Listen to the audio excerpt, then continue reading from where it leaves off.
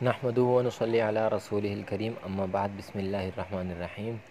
आज हम शुरू करने जा रहे हैं क्लास 6 की मैथ यूनिट 3 एक्सरसाइज 3.6 का क्वेश्चन नंबर 1। इस क्वेश्चन में हमें सेंटीमीटर में कुछ दिए हुए हैं और उसमें से इन्होंने कहा है कि हमें एक वैल्यू फाइंड करनी है। तो हमें ये दो चीज़ें दी हुई हैं और इसमें लिखा हुआ है कि ज़्यादा से ज़्यादा यानी कि हायर।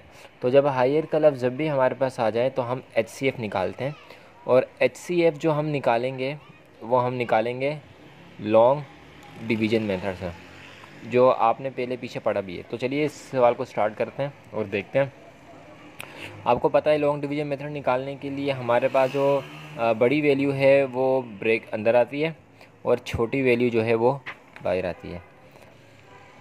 360 के टेबल में 540 नहीं आता तो हमने 360 वन टाइम लिखा। इसको माइनस कर लेंगे तो 0 का 0 आ गया। 14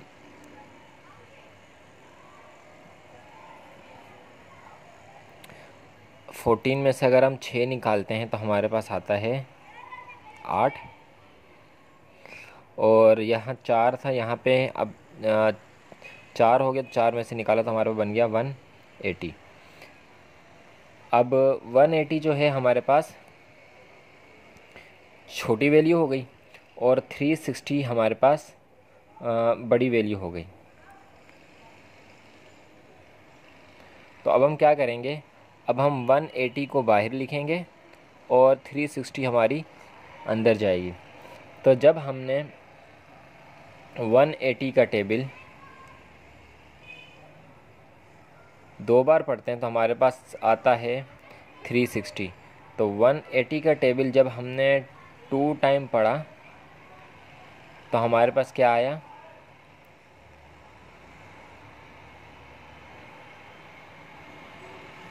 180 का टेबल हमने 2 टाइम पढ़ा तो हमारे पास आया 360। तो 180 का टेबल जब हम 2 टाइम पढ़ेंगे तो हमारे पास क्या आएगा, 360।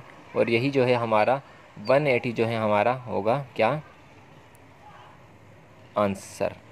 सेंटीमीटर हमारा क्या होगा, answer. You can also check this in your textbook. और अगर इसमें कोई मिस्टेक है तो आप ज़रूर जो है कमेंट बॉक्स में बता सकते हैं। चलते हैं नेक्स्ट पार्ट की तरफ।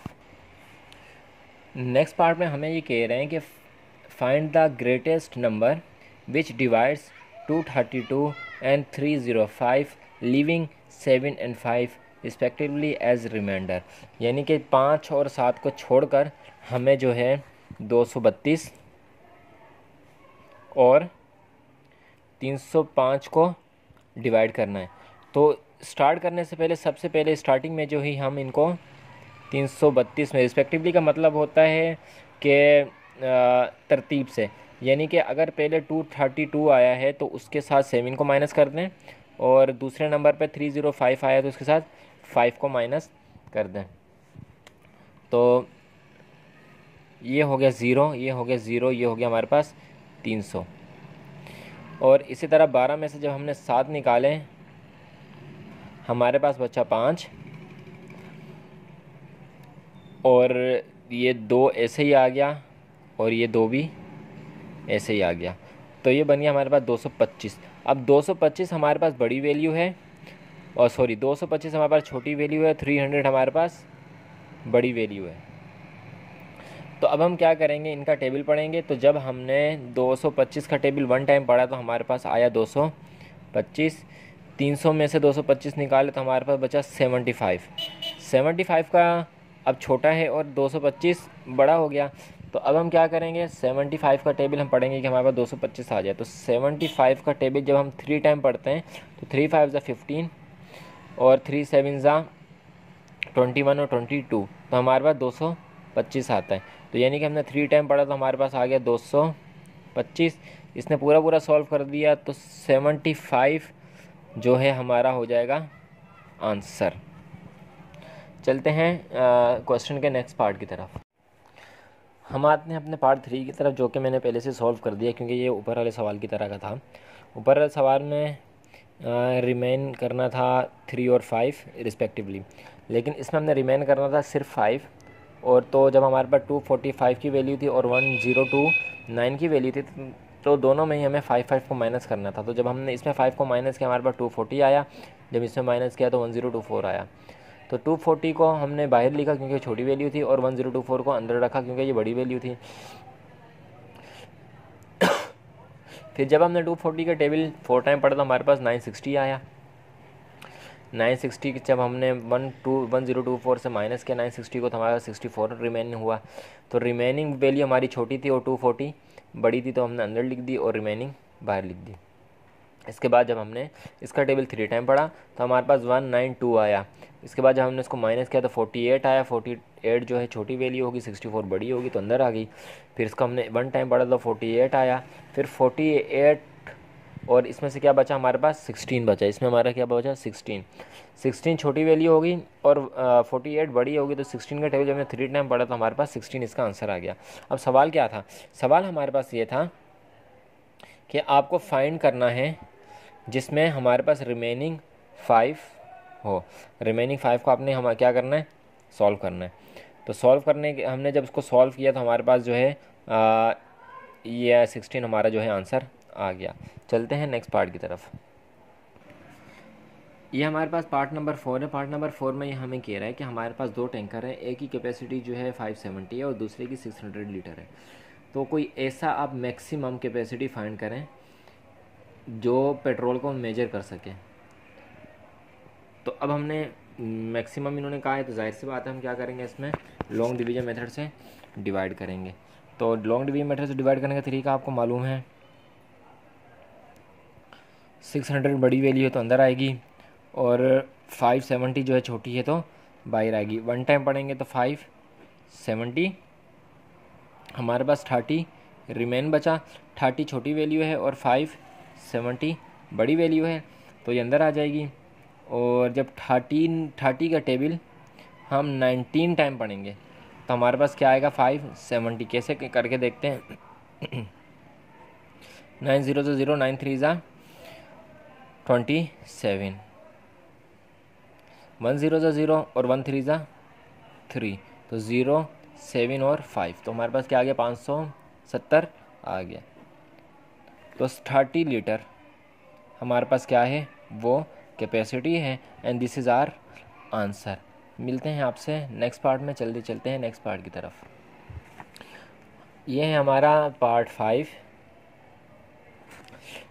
क्लास 6 की मैथ यूनिट 3 एक्सरसाइज 3.6 और क्वेश्चन नंबर 1 का पार्ट नंबर 5 है, यानी कि क्वेश्चन ही 5 है।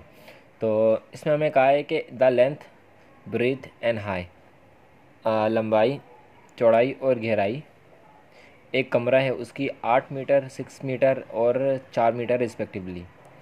तो डायमीटर मालूम करना है जो कि इसको क्या कर सके, रूम को नाप सके। आसान है,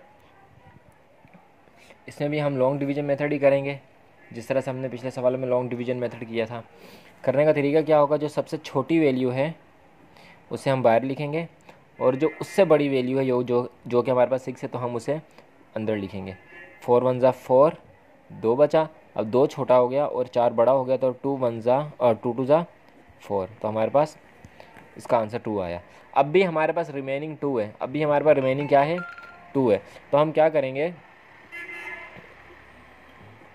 2 बाहर आएगा और 8 हमारा क्योंकि अभी बचा हुआ है, 8 हमारा अभी 4 तो हमारा सॉल्व हो गया लेकिन 8 अभी हमारे पास बचा हुआ है और रिमेनिंग ये 2 भी हमारे पास अभी बचा हुआ है। तो 8 2 के टेबल से हम दोबारा 8 को करेंगे, तो जब 2 का टेबल 4 टाइम हम पढ़ेंगे तो हमारे पास 8 आएगा। तो हमारा आंसर क्या होगा 2 मीटर, हमारा क्या होगा आंसर। चलते हैं इसके नेक्स्ट पार्ट की तरफ। ये इसका नेक्स्ट पार्ट है, पार्ट नंबर 6 यानी क्वेश्चन नंबर 6 है। इसमें 10, 5 और 15 की वैल्यू हमें दी हुई है और क्या रहा है कि ये रहा है कि the bell ring at the an interval of 5, 10 and 15 minutes respectively. It there start ringing at 8 AM find time when they will again ring together. तो दोबारा जो है ये रिंग, अगर एक बार ये रिंग करते हैं 8 बजे तो दोबारा ये कब रिंग करेंगे। अच्छा, एक तो इन्होंने ये कह दिया और इसमें एंड लगा दिया और अगेन का लफ्ज़ इस्तेमाल कर दिया। तो जब भी इस तरह का कोई सवाल होगा तो उसे जो हम सॉल्व करेंगे LCM लॉन्ग डिवीजन मेथड के साथ। तो चलिए देखते हैं लॉन्ग डिवीजन मेथड इसका क्या है। आपको पता है कि LCM का लॉन्ग डिवीजन मेथड ये है 5, 10 और 15 को एक साथ हम लिख देंगे। सबसे पहले हम 2 का टेबल लगाएंगे, तो 2 5 के टेबल 5 2 के टेबल में नहीं आता, लेकिन 10 आता है, तो हमने क्या किया 10 2 5 10 आता है, 15 नहीं आता तो हमने ऐसे लिख दिया। 3 का टेबल, 3 के टेबल में ये 5 भी नहीं आता, ये भी नहीं आता, लेकिन ये 15 आता है 5 से, तो हमने 5 3 5 15 कर दिया। 5 1 5, 5 1 5 और 5 1 5, इनको आपस में मल्टीप्लाई कर लें। 2 मल्टीप्लाई बाय 3 मल्टीप्लाई बाय 5, 2 3 2 3 6 और 6 5 30। तो ये 30 और 8, क्योंकि 8 बजे बजी थी तो 30 मिनट्स होंगे, और 8:30 AM पे जो है दोबारा एक साथ ये रिंग होंगी। काफ़ी आसान सा सवाल था। चलते हैं नेक्स्ट पार्ट की तरफ। ये हमारा पार्ट 7 है, जिसमें थोड़ी सी कुछ कन्फ्यूज़न है। अच्छा, सवाल में ये इन्होंने कहा है कि हम सवाल देखते हैं। सवाल में इन्होंने हमें ये कहा है कि find the least number which when divided by 30, 45 and 60 leave 9 as remainder। तो अगर हम इसका LCM निकालते हैं तो हमारे पास जवाब आता है 180।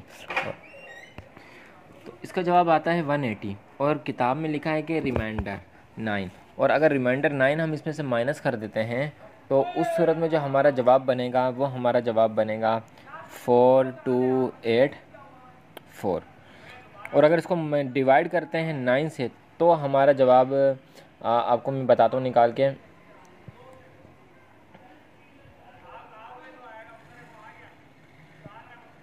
अगर हम 4284 को डिवाइड करते हैं 9 से तो हमारा जवाब बनेगा 476। हाँ, लेकिन अगर हम इसमें 9 जो इन्होंने रिमाइंडर का अगर वो प्लस करते हैं तब हमारे पास जो है 189 आ रहा है।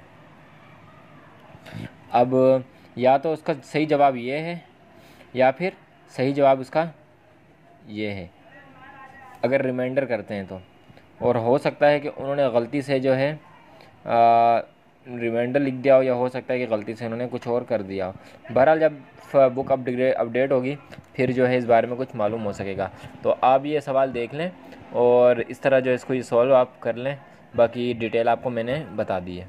चलते हैं नेक्स्ट पार्ट की तरफ। इसमें भी LCM निकलना था, क्योंकि आप देखें तीसरी 30 40 और इन्होंने लीस्ट का लफ्ज़ इस्तेमाल किया, जाहिर सी बात है LCM निकलेगा। चलते हैं नेक्स्ट पार्ट की तरफ। तो ये हमारा नेक्स्ट क्वेश्चन था, जिसमें हमसे पूछा गया है कि find the least quantity of milk which can be exactly measured by buckets of capacity 12 litres, 16 litres and 24 litre. तो लीस्ट का तो उसका मतलब है कि जाहिर सी बात है हम LCM निकालेंगे। तो जब हमने इसका LCM निकाला, इसको इससे मल्टीप्लाई किया, इसको लॉन्ग डिवीजन के मेथड से, तो हमारे पास जो है 48 लीटर जो है इसका आंसर आ गया। चलते हैं अपने नेक्स्ट पार्ट की तरफ, जो कि हमारा फाइनल पार्ट होगा क्वेश्चन नंबर 9 का।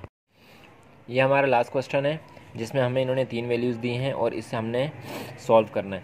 सॉल्व करने का आसान सा तरीका है, इसमें हम जो है HCF निकालेंगे, और HCF आपको पता है कि लॉन्ग डिवीजन मेथड से निकालना है। तो चलिए शुरू करते हैं HCF अपना निकालना लॉन्ग डिवीजन मेथड से। छोटी वैल्यू हमारे पास ये है 72, हमारे पास बड़ी वैल्यू है। तो जब हमने 1 टाइम पढ़ा तो हमारे पास 48 आया, इसको हमने माइनस किया तो हमारे पास आया 24 छोटी होगी और 48 हमारे पास बड़ी होगी। 24 का टेबल हमने 2 टाइम पढ़ा तो हमारे पास 48 पूरा आ गया। अब हमने तो 24 अभी भी हमारे पास छोटी वैल्यू है, तो हमने 24 का टेबल 108 तक पढ़ना है। तो इसके लिए हम क्या करेंगे, इसके लिए जब हमने देखा तो 24 का टेबल जब हमने 4 टाइम पढ़ा तो हमारे पास आया 96, इसमें से हमने लेस किया तो हमारे पास बचा 12, और 24 हमारे पास बड़ी वैल्यू है, 12 हमारे पास छोटी वैल्यू। 12 का टेबल हमने 2 टाइम पढ़ा तो हमारे पास आ गया 24। तो ये हमारे पास आ गया 7 12 सेकेंड AM। ये हमारा जो हो जाएगा, ये हमारा हो जाएगा आंसर। और इसी के साथ जो है हमारी एक्सरसाइज 3.6 ख़त्म हो गई। उम्मीद करता हूँ कि आपको ज़रूर कुछ समझ आई होगी। अगर इस हवाले से आपको कोई भी परेशानी है तो आप ज़रूर कमेंट बॉक्स में मैसेज करके पूछ सकते हैं। मिलेंगे नेक्स्ट वीडियो में, तब तक अपना ख्याल रखिएगा। अल्लाह हाफ़िज़।